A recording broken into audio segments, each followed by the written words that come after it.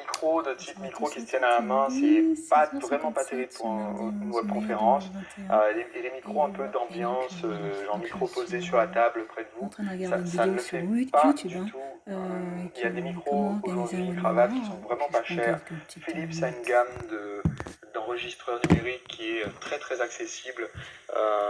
Et leurs enregistreurs numériques sont livrés avec des microphones cravate, donc il n'y a pas d'excuse puisque après vous pouvez l'utiliser sur votre PC.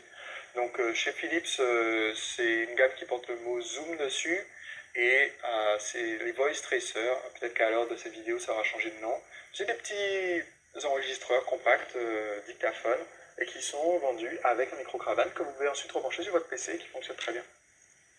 Donc c'est mieux qu'avoir un micro posé sur la table ou un micro d'ambiance, parce qu'ainsi on évite d'entendre le bruit des touches quand vous tapez et que vous expliquez en même temps, parce que vous allez avoir besoin du clavier pour répondre aux questions par exemple, et que ça peut être très désagréable.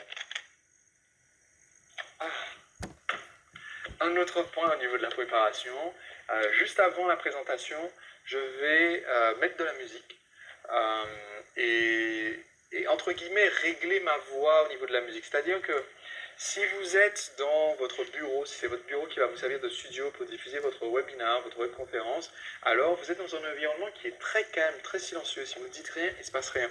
Et naturellement, vous allez repasser dans ce que j'appelle votre voix basse. Donc on a tous deux voix qui nous sont confortables, qui ne nécessitent pas d'effort. On a ce que j'appellerais notre voix basse. Donc ma voix basse c'est un peu comme ça, voilà. On a cette voix-là qui est une voix naturelle. Là je ne force pas ma voix, je ne suis pas en train de chuchoter, je parle comme ça. Et si je viens de me réveiller, je parle comme ça. Si je viens de manger tout seul, de me poser avec un bouquin et dire je vais je réfléchis un peu à mon webinaire, je vais me détendre un peu avant, et qu'ensuite je vais présenter mon webinaire et que je le présente comme ça, bah, ce qui se passe c'est que dans les 10 premières minutes, les gens vont s'en aller. Et pour moi, pourtant, cette voix n'est pas bizarre, je ne suis pas en train volontairement de la calmer, c'est une voix naturelle. Moi je la pêche, mais je parle comme ça, parce que le milieu ambiant est comme ça. Donc le fait de mettre la musique, c'est un exercice tout simple, le fait de mettre la musique un petit peu fort à côté et de chanter la musique pendant qu'elle est en train de jouer, fait qu'on va retrouver sa voix. Je vais pouvoir écouter 3 minutes de ma chanson, automatiquement, après avoir chanté la chanson à voix haute, tout seul dans mon bureau, ce qui pourrait avoir l'air bizarre, mais comme il n'y a personne pour me voir, c'est impeccable. Je vais repasser dans ma voix haute. Et encore une fois, ce n'est pas une voix sur laquelle je force. Donc là, cette voix que je suis en train d'utiliser, je pourrais l'utiliser pour présenter pendant des heures et des heures et des heures et des jours et des jours. Aujourd'hui, toute la session de formation que vous êtes en train de suivre, je la filme presque d'une traite. Je filme avec cette voix, je ne suis pas en train de pousser, je ne suis pas en train de crier. Si je criais, ça s'entendrait, ça serait très désagréable. Alors que là, juste le fait d'être en voix haute, ça permet de garder l'attention des personnes qui suivent, ça permet d'avoir quelque chose qui est un petit peu plus dynamique, plus énergique. Donc, très très important de faire la distinction voix basse, voix haute, et d'utiliser la musique avant la présentation, en chantant donc. Pas à tue-tête assez gausillant, mais en chantant pour de vrai, pas en meumement, pour passer en voix haute. Donc voilà pour votre préparation juste avant. J'ajouterai quelques éléments maintenant un petit peu de logistique. J'en ai déjà parlé avant, mais je veux le rajouter ici, comme ça sera aussi dans vos notes par rapport à ce chapitre précis. Je vous ai expliqué précédemment la présentation, c'est-à-dire les écrans. Donc je vous ai expliqué la répartition qu'on faisait entre nos deux écrans d'ordinateur. Donc moi j'ai 2 écrans. C'est ce que je recommande vivement. Si vous avez un PC portable, vous pouvez utiliser un écran de PC fixe et le brancher sur votre PC portable, ça marcherait bien. Si vous avez un PC portable et un iPad ou un autre type de tablette, il y a des applications qui permettent de les installer sur votre tablette et d'afficher votre écran en continu sur les deux. Ce n'est pas un écran dupliqué, on est bien d'accord. C'est un écran à gauche pour tout ce qui est présentation et un écran à droite pour tout ce qui vous sert à vous. Si vous utilisez PowerPoint, je crois que Keynote possède aussi cette fonction, vous pouvez même, si vous utilisez PowerPoint en plein écran ici, il y a ce que l'on appelle un mode présentateur. Et le mode présentateur vous affiche en bas de votre écran à droite. Donc vous auriez ici par exemple, on va le remplir. Donc vous auriez ici tout simplement les... Et vous dites, bon, donc maintenant, les actus ou des choses comme ça, soient livrées autrement que dans votre webinar, et comme ça vous pouvez vous resservir du webinar et des vidéos, etc. pendant longtemps. Maintenant, parlons de la préparation de vos clients, parce que, après tout, ils se sont inscrits, mais pour le moment, ce sont encore des prospects, faiblement tièdes. Donc, à l'avance, on va leur annoncer le plan du webinar et les bénéfices. C'est-à-dire ceux qui vont gagner à venir et un petit peu comment ça va être structuré et les bénéfices. Donc je vais vous donner un exemple tout simple. Par exemple, ça c'est un message d'octobre 2010 qu'on avait utilisé pour le tout premier webinar que j'ai présenté avec Aurélien. En fait, c'était Aurélien qui était l'interviewé du webinaire. C'était pour sa liste. Mais comme j'intervenais en tant que consultant, c'est moi qui ai rédigé donc, les mails, etc. Voici un exemple, c'est tout simple. Bonjour, prénom. Ici Aurélien Maquet. Donc bonjour Jacques, ici Aurélien Maquet. J'ai bien reçu ton inscription et d'attente pour la séance d'interview en direct ce samedi à 14h. Donc il existe un format de webinaire qui est le webinaire interview.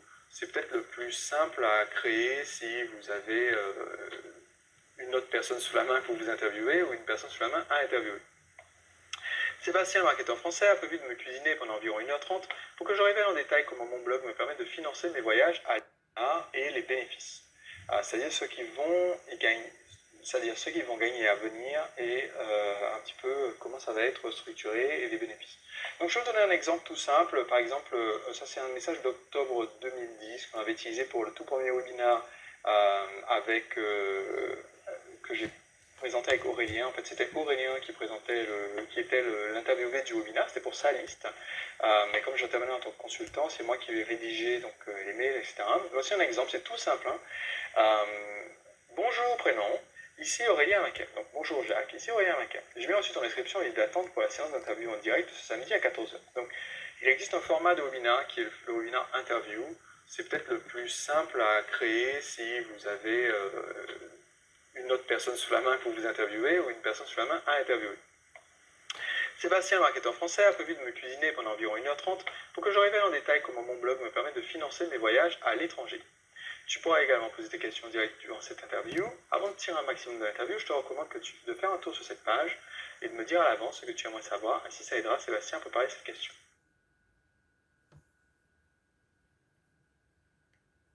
Bon, allez, je vais fermer ça, je vais voir ça après.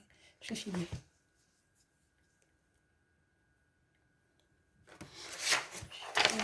Très bien, donc je vous propose de démarrer.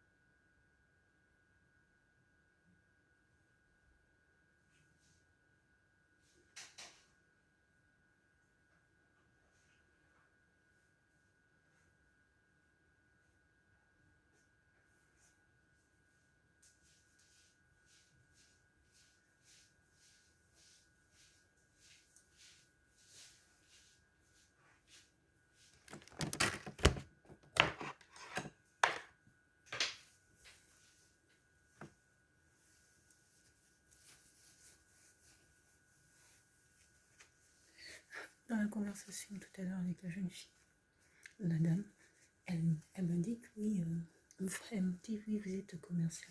Elle a étudié une phrase,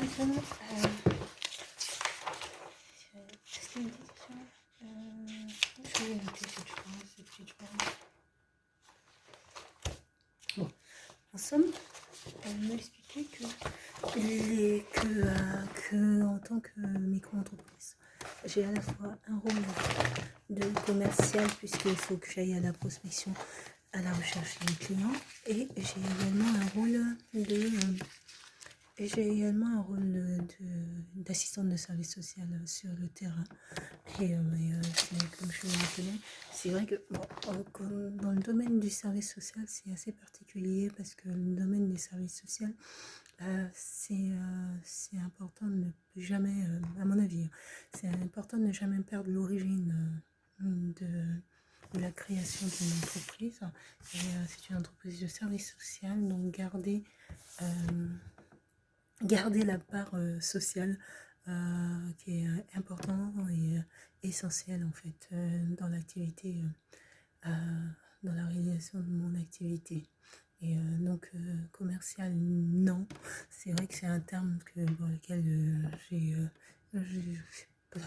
j'appelle pas vraiment ça de la commercialisation, j'appelle pas vraiment ça être commercial, à vrai dire. Je saurais plutôt c'est de la prospection, c'est de faire connaître mon travail et puis avoir une activité en flux continu.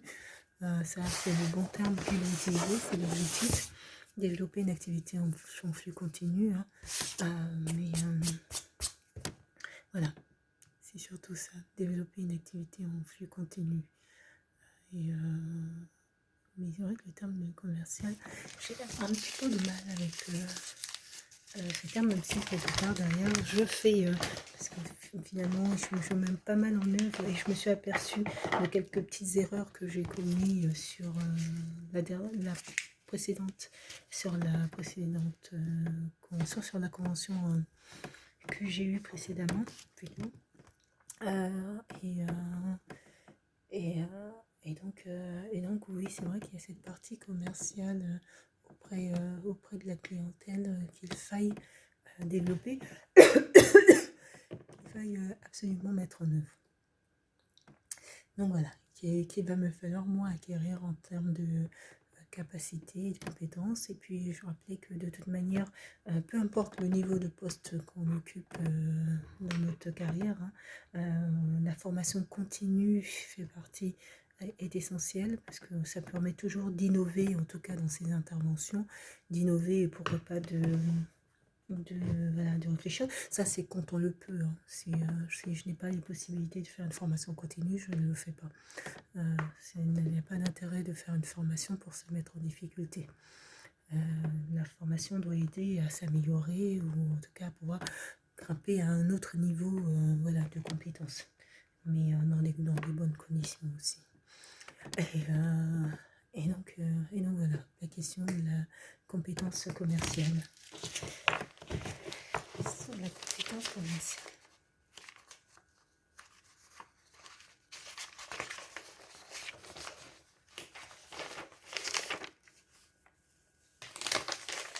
Il faudra en savoir un peu plus sur cette pathologie.